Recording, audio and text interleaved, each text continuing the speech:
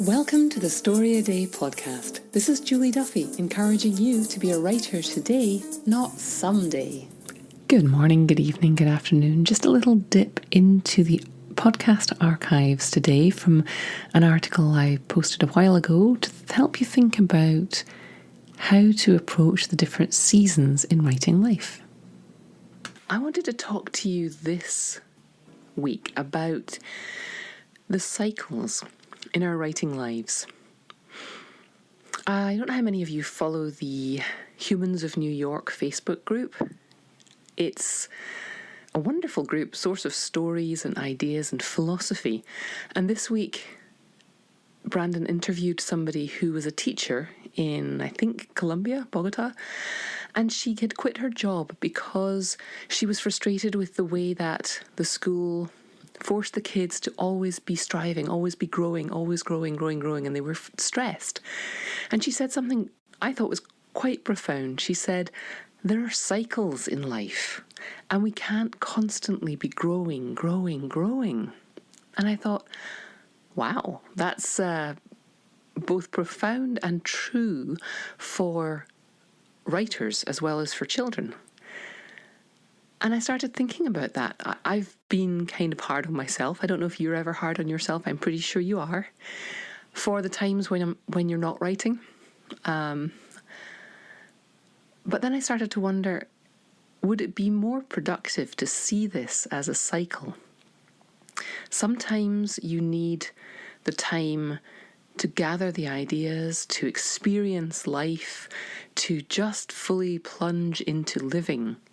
And sometimes you can capture that and write it all down. Maybe some of you are more disciplined and you really can write every day of the year.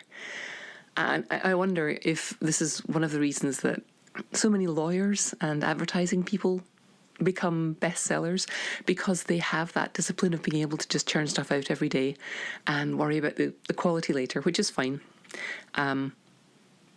And when I'm in a writing groove, I can do that too, but not every day. But then I started thinking, even these bestsellers, there are cycles to their work too. They disappear, they go off the grid, they go off social media, they just get the manuscript done.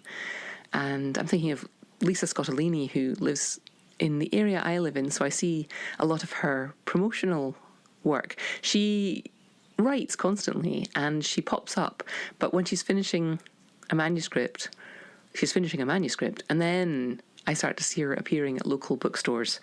And that's the cycle that she's in at that point. She's in the writing cycle. And then once the manuscript is finished, you get this little break where the manuscript goes to the editors and you can do other stuff. You can play with other things and experience other things in life, take a vacation. And then the manuscript comes back and you're in the corrections cycle. And then you're in the promotions cycle. And I don't think any author is being hugely productive when they're in the promotion cycle for their work. So then I started thinking, this weekend I taught my 14-year-old to bake bread. And if there's any better illustration for the process I'm trying to talk about, I can't think of it right now. There are periods of frenzied activity and periods of rest where it feels like you're not doing anything. So we started off by proofing the yeast. We put the yeast in some warm water with a little touch of sugar, and then we walked away and waited for that yeast to start. It's part of the process, bubbling up, growing, doubling in the water. So then we mixed the yeast in with the dry ingredients we'd weighed out, and we mixed them, and we let them rest for 10 minutes. And teaching a child to do this, even a 14-year-old who's pretty mature, is interesting because they're like, what's next? What do we do? I want the bread. When's this going to be ready? And like, no, you need to walk away for 10 minutes. And then you need to come back. That's the key. Because for a 14-year-old who goes off to play Skyrim on the computer, remembering to come back in 10 minutes is quite the challenge. And I think that's also, for us, a challenge as writers to not let the periods of rest become something that's going to spoil the dough, if you know what I mean. So after 10 minutes, we come back and we knead the bread. And I taught him to knead the bread by hand with pressing it down with the heel of his hand and turning it and punching it. And And that's a sort of frenzied physical activity that is analogous to when we're doing the first part of a story or the first part of a novel. And then again, we had to put the dough in a bowl, put it in a warm place, and just leave it alone. And it feels like you're doing nothing. But what's really happening is that the yeast is doing its job. The dough is rising. Things are fermenting. And we can do that with our writing too. But again, the key is to come back after an hour or so. And then, another little period of frenzied activity, we punch it. Maybe this is analogous to the revision stage. I think it is, because you punch it and then you let it rest for a little bit and then you shape it. So maybe that's the revision stage. And again, you shape it and you set it aside and you let it rise into its final shape. And then you bake it, the polishing phase. But I think it's not just analogous to a piece of work, it's analogous to our writing lives. We need to work hard and we need to walk away. And then we need to remember to come back.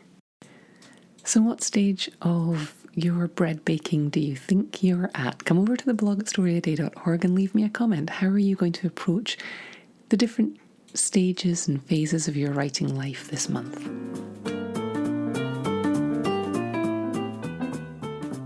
Thanks for listening.